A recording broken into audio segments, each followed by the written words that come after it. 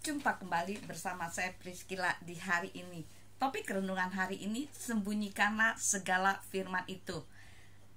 Dalam kitab Daniel 12 ayat yang keempat, di situ dikatakan apa?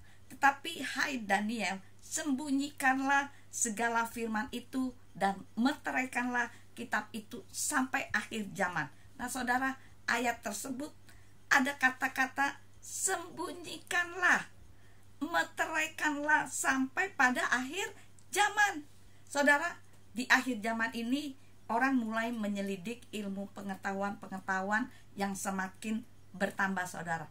Nah, di ayat yang ke-9 dikatakan, dan dia berkata, pergilah Daniel, sebab firman ini akan tertutup dan termeterai sampai akhir zaman.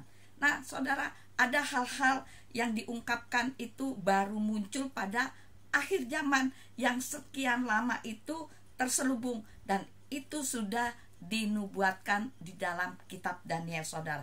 Nah, tetapi di akhir zaman ini nama Yahweh itu diekspos kembali, saudara.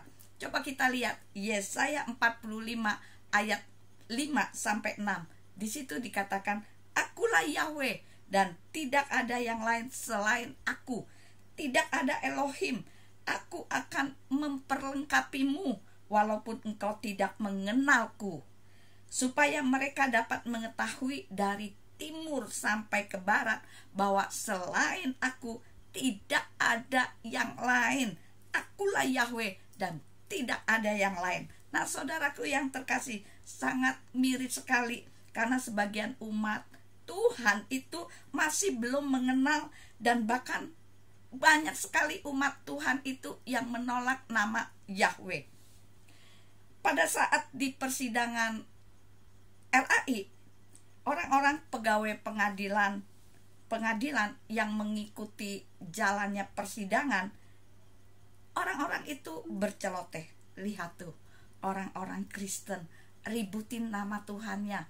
Orang Kristen gak tahu nama Tuhannya. Memalukan, bukan, saudara? Sampai orang yang bukan seiman dengan kita berkata demikian. Nah, di dalam kitab Mazmur 8 ayat yang kedua, di situ dikatakan, ya Yahweh Tuhan kami, betapa mulianya namamu di seluruh bumi, yang menempatkan keagunganmu di atas langit.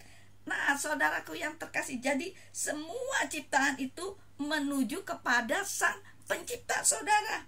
Sakaria 14 ayat yang ke-9, di situ dikatakan apa? Dan pada hari itu Yahweh akan menjadi raja atas seluruh bumi. Yahweh lah satu-satunya dan namanya pun satu. Nah, itu sangat jelas sekali firman Tuhan, saudara. Nah, untuk itu saudaraku yang terkasih, jangan mengeraskan hati saudara. Mulailah saudara yang belum mendapat anugerah di dalam pengenalan akan nama Bapa Yahweh, mulailah menyelidik. Taruh hati pada sudut netral terlebih dahulu. Jangan berapriori itu sesat, tapi selidikilah sebagai hamba Tuhan.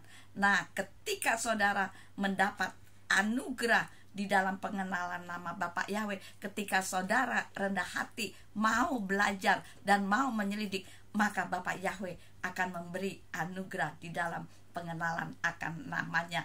Karena pencipta langit dan bumi tidak ada yang lain selain Yahweh, dan pemilik sorga adalah Bapa Yahweh. Orang yang tidak mengenal Yahweh jangan harap masuk ke sorga. Nah, sekian renungan hari ini. Biar kiranya menjadi berkat dimanapun saudara mendengarkan renungan hari ini. Dan apabila saudara terberkati dengan renungan hari ini, kirim-kirim pada yang lain, sehingga orang lain pun akan menerima berkat melalui renungan hari ini. Tuhan Yesus memberkati. Shalom.